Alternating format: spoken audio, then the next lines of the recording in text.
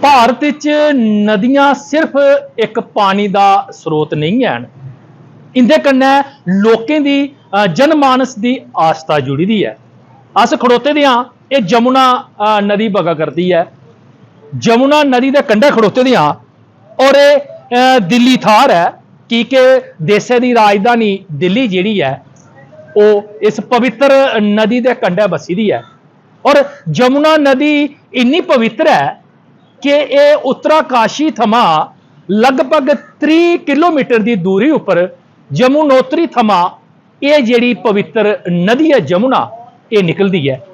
और यदि तुस अज स्थिति दिखी लो कि इन्नी पवित्र थारा थमा बर्फे थमा ग्लेशियर थमा ये जिहड़ी नदी है ये पवित्र नदी जिहड़ी निकलती है दिल्ली तक पुजदे ओहदी की हालत होंदी है ये तुस सामने दिखा करदे हो।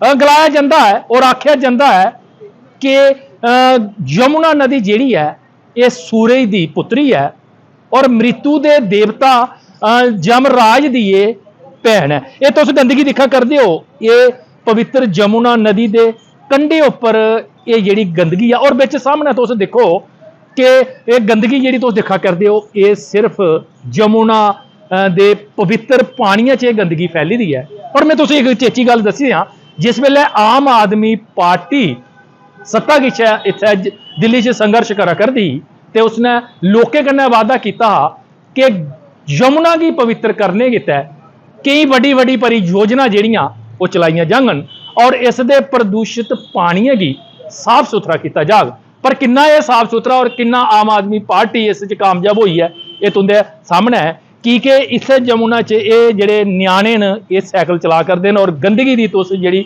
हालत है ये तुस देखो।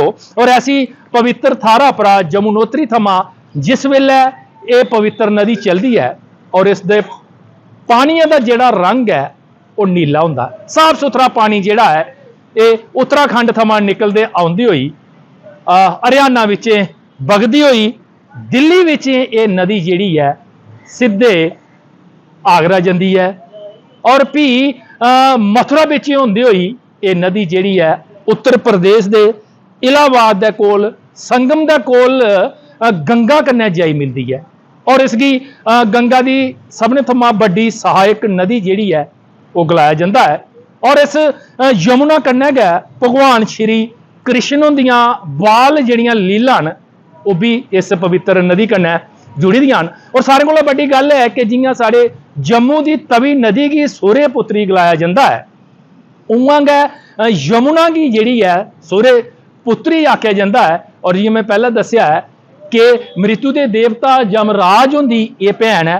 गलाया जाता है कि यमराज होरें गै इस पवित्र नदी की वरदान दिता कि जेड़ा भी इस नदी च चलोबी लाग उस थमा उसकी जमलोक थमा जिहड़ी है वो मुक्ति थोग। और संगम की इलाहाबाद च गै इस नदी जिथे संगम होंदा है उत्थे तुसेंगी पता है कि कुंभ का जिहड़ा विशाल जिहड़ा मेला है वो लगता है और लखां बधे जिहड़े श्रद्धालु न उस चलोबी लाइए अपने आप की धन धन महसूस करते हैं।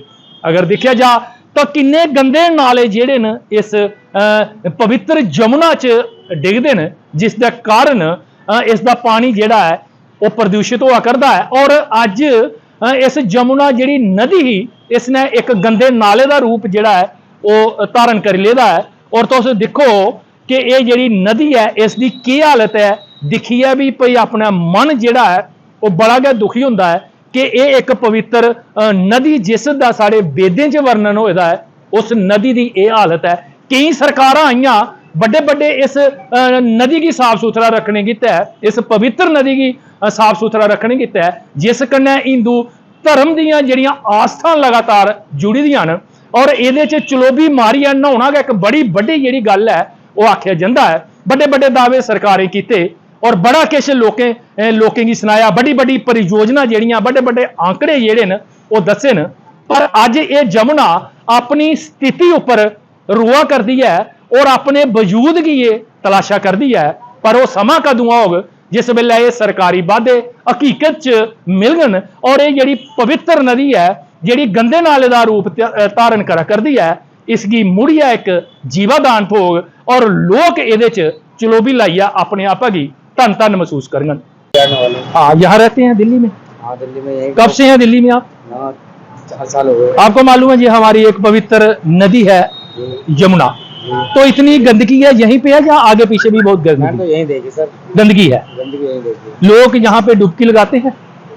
नहीं, अभी तक तो देखा नहीं डुबकी लगाते हुए। अच्छा, कोई तीज त्योहार जब होता है तब भी लोग नहीं आते यहाँ पे? नहीं, अच्छा, इसकी हालत जो है वो वैसी की वैसी है। ऐसी की ऐसी है। ये तो नदी नहीं, अब एक नाला बन गई है। बिल्कुल, बहुत ज्यादा गंदगी है जी यहाँ पे। बहुत दुख होता है इस पवित्र नदी को देखकर? मच्छर बहुत आते हैं गंदगी की वजह से, बहुत ज्यादा। अच्छा, दुख होता है। बहुत दुख होता है सर, हमारे कस्टमर परेशान हो जाते हैं मच्छरों की वजह से। जब मच्छर आते हैं, अच्छा, बहुत सारे मच्छर आते हैं, तो इस वजह से गंदगी बहुत ज्यादा है यहाँ पे। कई किस्सा आगे भी है गंदगी, पल्ली तरफ जाओगे ना तो वहाँ भी बहुत गंदगी है। अच्छा, तो गंदगी निकालता कोई नहीं? कोई नहीं निकलता। अभी बीच में अभी पिछले साल साफ करा था इन्होंने, फिर इसके बाद नहीं करा। अच्छा, लगा दिखाई नहीं दे रहा कि कुछ साफ किया होगा इधर, क्योंकि हम देख रहे हैं बीच में इतनी गंदगी है और इतना कुछ डाला हुआ है इसमें, सफाई की कोई व्यवस्था भी आता है ना तो ऊपर से डाल देते हैं, पूजा वूजा का सामान जैसे पन्नी समूचे डाल देते हैं, ये दिक्कत है।